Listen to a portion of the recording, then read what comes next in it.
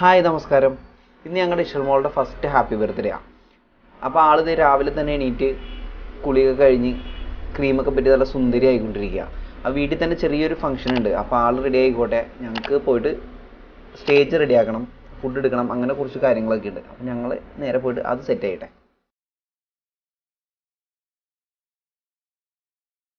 അപ്പോൾ stage set ചെയ്യാനായിട്ട് നമ്മൾ വേറെ പുറത്തുനിന്ന് ആർക്കും അങ്ങനെ കൊടുത്തിട്ടൊന്നുമില്ല, നമ്മൾ തന്നെ സെറ്റ് ചെയ്യുന്നത്. അപ്പോൾ നമ്മൾ അതിനെ കുറച്ച് ഐറ്റംസൊക്കെ റെഡിയാക്കി ബലൂണും കാര്യങ്ങളൊക്കെ വെച്ച് ഒരു തീം ബേസ് തന്നെ നമ്മൾ ചെയ്യണത്. അപ്പോൾ എൻ്റെ 2 ഫ്രണ്ട്സും വൈഫും ഉണ്ട്. ഞങ്ങൾ അതിനകത്ത് സാധനങ്ങളൊക്കെ ഒന്ന് സെറ്റ് ചെയ്ത് അടിപൊളിയാക്കി എടുക്കുകയാണ്.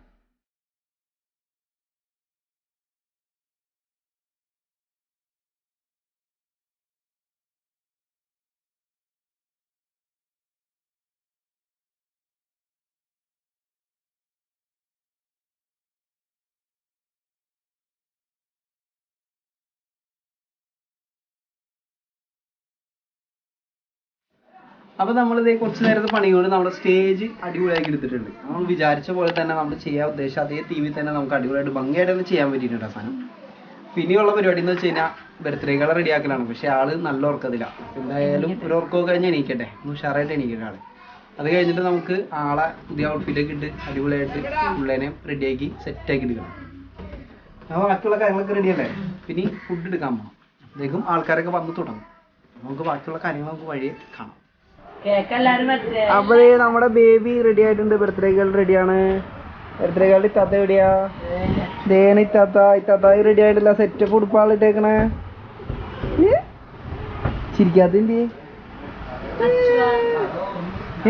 ഇവിടെ നോക്കിയേ, ഒന്ന് എണീച്ചെന്നേ. ആ ഊരിത്തരാം എണീക്ക് ഊരിത്തരാം എണീപ്പിച്ചേടി അതിനെ. ചിരിച്ചേ.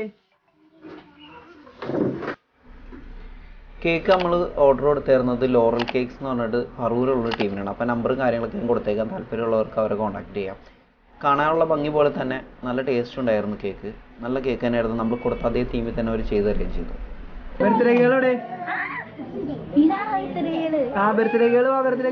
എടുത്തോ എവിടെ നീയാണോ ബർത്ത്ഡേ ഗേൾ?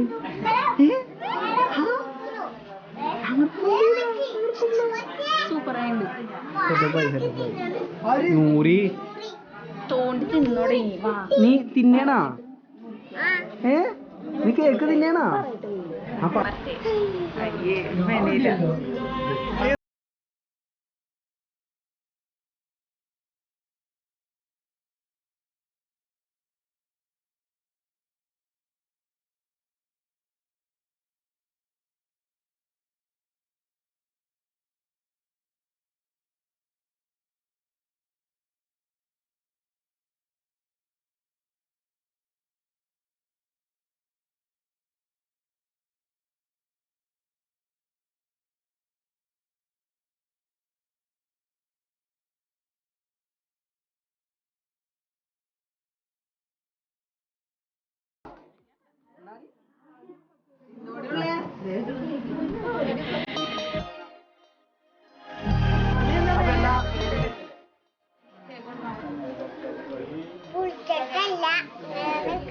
നക്കണോ?